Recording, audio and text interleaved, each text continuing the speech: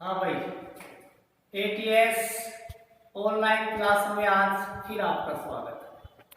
कल अपन बात कर रहे थे कक्षा 11 में भारत की स्थिति, जिसमें कल अपन ने एक टॉपिक पढ़ा था अक्षांश और देशांतर क्या होते हैं। क्योंकि किसी क्षेत्र की स्थिति का ज्ञान अक्षांश व देशांतर के अभाव में नहीं किया जा सकता। कि दुनिया में उसको अगर खोजना है तो वो सिर्फ अक्षांश, उसका आधार केवल और केवल अक्षांश और देशांतर होती है। कल अपन ने उस टॉपिक को जहां खत्म किया उससे आगे आज अपन भारत की स्थिति की बात करें। अगर सबसे पहले बात कर ले, भारत कौन सी अक्षांश व देशांतर रेखाओं के मध्य फैला है, या यूं कहे उत्तर में कश्मीर से लेकर दक्षिण में कन्याकुमारी, पश्चिम में गुजरात से लेकर पूर्व में अरुणाचल प्रदेश तक एक जो विशालकाय राष्ट्र है, जिसका क्षेत्रफल लगभग 32.8 लाख वर्ग किलोमीटर है। ये राष्ट्र किन अक्षांशों के मध्य फैला हुआ है।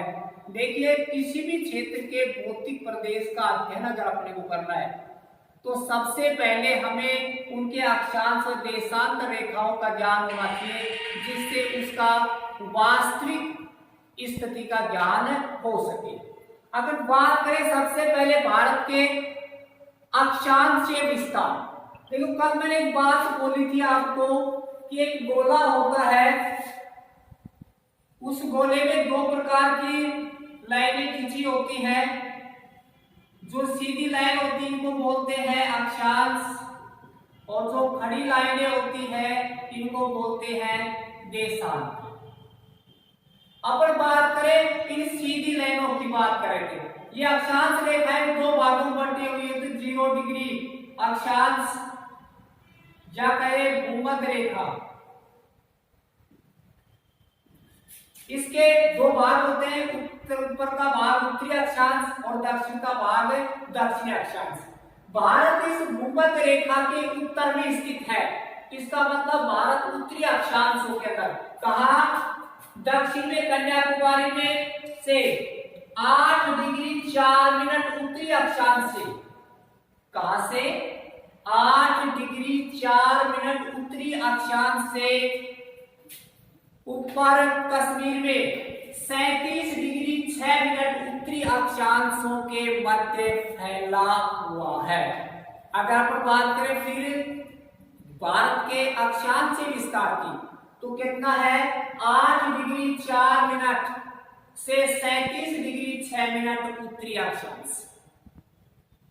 अगर देशांतरों की बात करें तो भारत गुजरात के तट से 68 डिग्री 7 मिनट पूर्वी देशांतर से अरुणाचल के पास 97 डिग्री 25 मिनट पूर्वी देशांतरों के मध्य फैला हुआ है। एक बार फिर देखेंगे, भारत का देशांतरीय विस्तार 68 डिग्री 7 मिनट पूर्वी देशांतर से 97 डिग्री 25 मिनट पूर्वी देशांतरों के मध्य फैला हुआ है।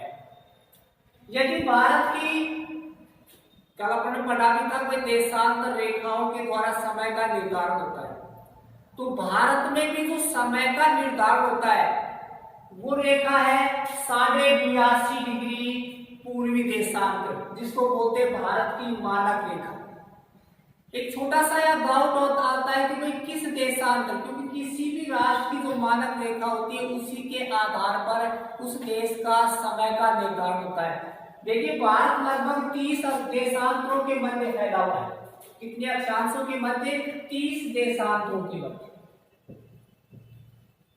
अगर 30 देशांतरों की बात करें तो सूर्य के प्रकाश को एक देशांतर से दूसरे देशांतर तक पहुंचने में 4 मिनट का समय लगता है। तो इसका मतलब हुआ कि भारत के पूर्व के अंदर अरुणाचल से गुजरात के तट तक सूर्य की किरणों को पहुंचने में कितना समय लगेगा? 30 गुणा 4 बराबर 120 मिनट, यानी 2 घंटे। इसका मतलब अरुणाचल में 2 घंटे पहले सूर्योदय होता है और गुजरात में 2 घंटे बाद। इसका मतलब समय का निर्धारण करना मुश्किल होता है, इसीलिए मानक रेखा का निर्धारण किया जाता है। और भारत की मानक रेखा है 82.5 डिग्री पूर्वी देशांतर, जो इलाहाबाद के निकट से गुजरती। अब एक छोटा सा सवाल आता है कि भाई मानक रेखा किसको कहें, अब इस मानक रेखा का निर्धारण कैसे करें। देखिए अमूमन आपने कभी सुना होगा, तो ऐसे सुना होगा कि जिस देशांतर में 15 का भाग जाता है उसी देशांतर को मानक रेखा निर्धारित किया जाता है। लेकिन क्या छोटी त्रुटि है, 15 का नहीं, क्योंकि 82.5 के अंदर तो 15 का भाग जाता ही नहीं है, तो फिर ये कैसे निर्धारित हुआ। वास्तविकता ये होती है कि ऐसी देशांतर जिसमें 15 या 7.5 का भाग जाता हो उसी देशांतर को मानक रेखा निर्धारित किया जाता है। जैसे भारत की देखो 15 का 75 के अंदर 7.5 जोड़ो कितना हो गए 82.5, जो भारत के मध्य से गुजरती है। और इसी रेखा के द्वारा जब इस रेखा पर सूर्य की किरणें गिरती तो सुबह के 6 बजते हैं। इसी आधार पर पूरे भारत में एक समान समय का निर्धारण किया जाता है। तो भारत की मानक रेखा क्या है, 82.5 डिग्री पूर्वी देशांतर। देखो अपन ने अक्षांश की बात कर ली, देशांतर की बात कर ली, अब बात कर रहे हैं भारत की स्थिति की, तो फिर भारत की स्थिति के आगे और भी बात करें अपन। तो सबसे पहले बात कर रहे हैं अपन भारत का क्षेत्रफल। अगर भारत के क्षेत्रफल की बात करें तो भारत का क्षेत्रफल है 32.8 लाख वर्ग किलोमीटर, और क्षेत्रफल की दृष्टि से भारत विश्व का 7वां बड़ा देश है। कौन सा? 7वां बड़ा देश। अब इससे बड़े 6 देश और भी होंगे जिनके नाम है चीन, रूस, उत्तरी अमेरिका, कनाडा, ऑस्ट्रेलिया, और उसके बाद आ जाता है भारत। ये जो 6 राष्ट्र हैं ये क्षेत्रफल की दृष्टि से भारत से बने हैं। उसके बाद 7वां बड़ा देश जिसका क्षेत्रफल है 32.8 लाख वर्ग किलोमीटर।